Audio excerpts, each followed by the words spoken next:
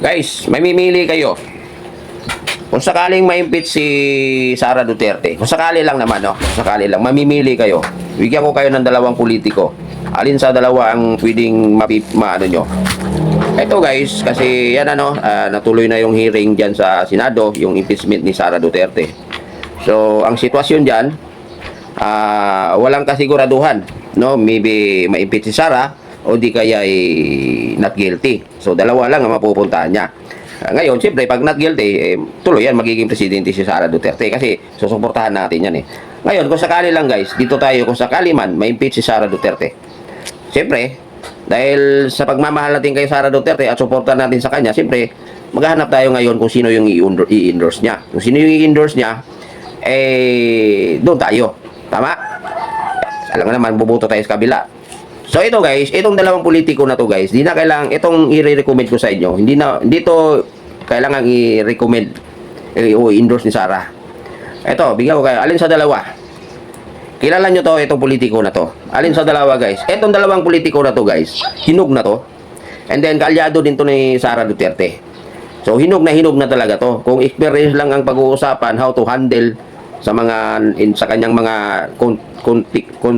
yung kanyang nasasakupan, talagang mabisa at effective na to. Ang dami ng mga posisyon ang hinawakan nito. So dalawa lang ito guys, mamimili kayo guys, no? Excited tayo na guys, no? Malamang sa malamang, no? Para maaring hindi nyo magugustuhan tong politiko na to, di ba? Pero maaring magugustuhan nyo rin. So ito, kung sakasakali lang naman malayo pa naman yung election sa 2028. Pero ang maganda kasi nito, kumbaga paghanda ba, no? Magkaroon na tayong idea kahit malayo pa siya. Ito guys, taga Mindanao din to. Itong dalawang politiko na to, taga Mindanao, and then mga Bisaya din to, siyempre, mga Bisaya, ano yan, palaban yan, hindi yan basta attitude, palaban din to. Kahit ngayon kahit magulo ang politika natin, talagang pumapalag talaga to, hindi talaga to, hindi to nananahimik sa mga nangyayari ngayon sa Senate, yung impeachment ni Sara Duterte, at sa nung nakaraang presidente pa, talagang palaban din to, hindi to nananahimik. Talagang sumasagot-sagot to at pumapalag doon sa mga politiko na nanggigipit kay Sara Duterte. Kaya to guys, ewan ko lang kung napapanood nyo to, pero palaban to guys. Marami namang mga politiko na palaban talaga. Nandiyan si Congressman Barsaga, nandiyan si Marcoleta, di ba?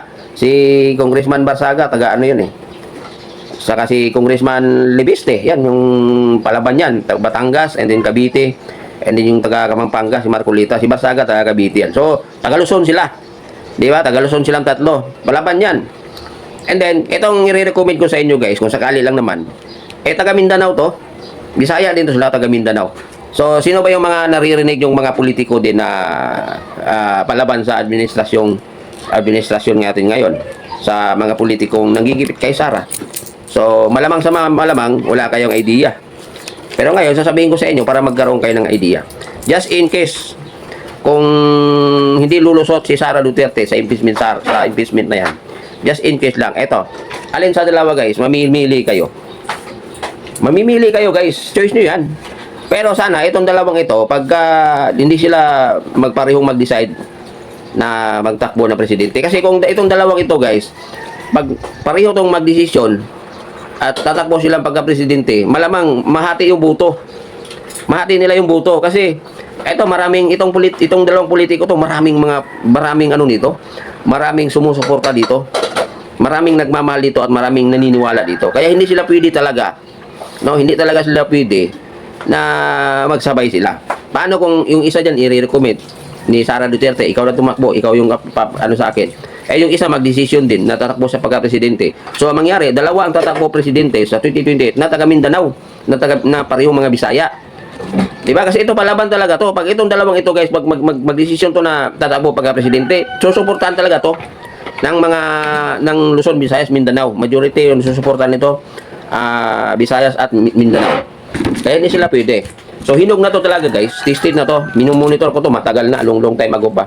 Simula nang to guys, naririnig ko na to na talagang pumapalag-palag talaga. At pumapalag talaga.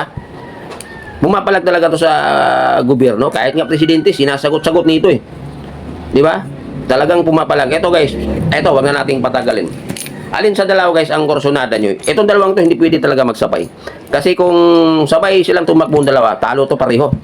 Kaya dapat sa kanila, isa lang ang pwede tumakbo sa kanila. Kahit hindi na kailangan i-recommend ni Sara Duterte. Ito guys, sino sa dalawa ang gusto nyo? Si Pulong Duterte o si Baste Duterte? Mamili kayo sa dalawa. Kasi itong dalawang ito guys, ito si Baste, kahit mayor yan, talagang pumapalag yan. Pagka yung ginagawa niyang trabaho, yung panunungkulan niya bilang mayor ng Davao, parang presidente na rin ang datingan. Tingnan mo, bakit? Nung nagkaroon tayo ng crisis sa gasolina, gumawa ng paraan si, di ba? So, nakakuha siya ng gasolina na hindi dumaan sa national government. Sariling diskarte niya. Di ba? May dumaong na barko doon, nag-deliver ng gasolina sa Davao. So, di ba? So, si ano yun, mayor pa lang yan. Ito naman si Pulong guys, sa tingin nyo, dumaan din pagka mayor yan ng Davao. Anong ginawa niyan sa Davao? Matitindi at malulupit din ang ginagawa niyan. So mamili kayo sa dalawa guys. Ito nga yung sinasabi ko, itong dalawang politiko na to, di na kailangan i-endorse ni Sara Duterte. O alin sa inyo dyan? Kung ako ang tanongin nyo kung sino pipiliin ko, well, gusto ko si Pulong. Gusto ko si Pulong. Bakit? Si Pulong kasi, kuya na. Kuya ni Baste. Si Baste, medyo bata-bata pa. Di ba? So marami pa siyang, di ba? Pero ano siya, hinuk na talaga siya. As in, kung sa prutas pa guys, no? Kung sa prutas pa, pwede mo na siyang pitasin at kainin. Etong dalawang politiko na to, pwede mo nang pitasin to at ilagay mo to sa Malacanang. Ano sa tingin nyo guys? Pero ako nga, sabi ko nga, gusto mas kursunada ko si Pulong. Kasi matapang. Si Basti matapang din yan. Pareho matapang guys. Alin sa dalawa? Kayo guys, mamimili kayo, no? So, hindi po pwede na magsabay silang dalawa. Sabi ko nga kanina. Kasi pag sumabay sila, pareho matatalo to. Ano sa pilingin nyo guys? Sinong kursunada nyo? Ako, Pulong ako. So, yun sa akin. Okay din si Basti. Matapang. May paninindigan. Di ba? At madiskarte. Di ba? Hindi nagdidepende sa national government. Dumiskarte, sariling ano. Di ba?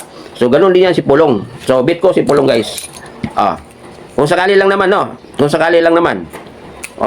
Kung sakali man na ano, maipit si Sara Duterte. Mayroon pa nga akong idadagdag dyan pangatlo. Pero tama na yung dalawa. Mayroon pa sa isang tatlo dyan, pangatlo. Pero tama na itong dalawa guys, pagpipilian natin. Mahirap kasi pag tatlo, marami tayong pagpipilian. Mas maigi dalawa lang. Alin sa kursunada nyo, Pulong or Baste? So ako guys, mas bet ko si Pulong. Bakit? Kasi nagiging congressman na siya Di ba? Ayan. So, ang diskarte diyan, guys, ang ako itong dalawang ito. Ang diskarte diyan, tatakbo si Pulong pagka presidente. Tama?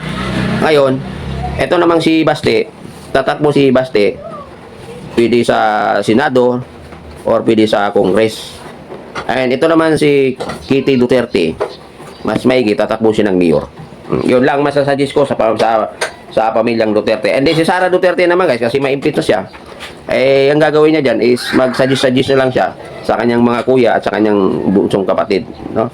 Nila ni Basti at ni Kitty Duterte. So sa tingin nyo guys, so mas maganda ngayon guys, na ngayon pa lang mayroon na tayong idea kung sino yung kung sakali mang hindi tatagos si Sara Duterte ay mayroon tayong pagpipilian, Pulong or Basti.